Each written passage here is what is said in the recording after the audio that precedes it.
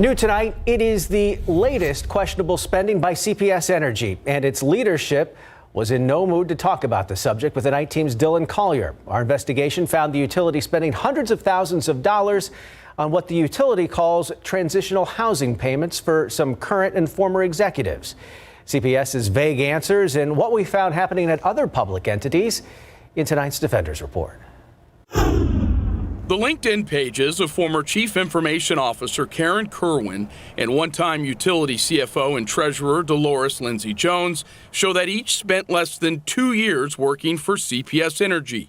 Yet, somehow, the briefly tenured pair was given a combined $102,000 for transitional housing, topping the list of current and former executives who have received this benefit since the start of 2015. A benefit that has cost you, the ratepayer, in excess of $213,000. If you try to hire an executive from outside of the city, you want them to move here, this is moving expenses, this is a place to live until you can find a place to live. But District 1 City Councilman Mario Bravo, a member of the Municipal Utilities Committee, believes the sheer dollar amounts attached to some of these executives are worth exploring. That's up there. Yeah, that's up there. It's something that they should have to explain. Getting CPS Energy to explain it has been easier said than done. After we sent repeated interview requests via email, a utility spokeswoman said they weren't interested in putting someone on camera to defend what she called a standard practice.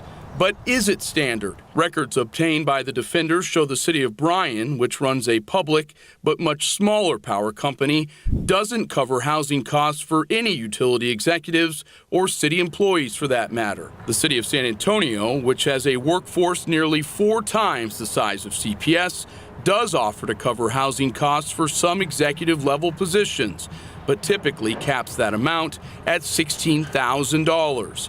Bexar County, which also has a significantly larger workforce than CPS, has offered to cover housing costs just once the past decade and caps that amount at $6,000. We attempted to catch up with CPS Energy interim president and CEO Rudy Garza as he left a recent Utilities Committee meeting, but he didn't seem thrilled to make our acquaintance.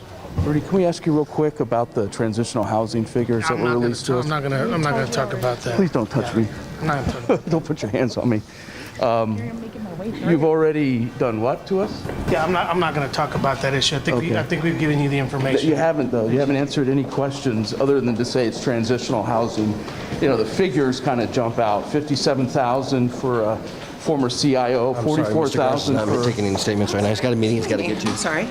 And with that, he was gone. The release of records on housing payments comes just months after CPS Energy handed over receipts showing one of its other former executives routinely charged multiple meals a day on his corporate credit card, including group dinners that sometimes topped $600 or $700. For Bravo, it's time for an appropriate limit on housing costs to be put into place. I've seen much higher, but I think we still need to look at what is an appropriate cap for San Antonio. For the Defenders, Dylan Collier, KSAT 12 News.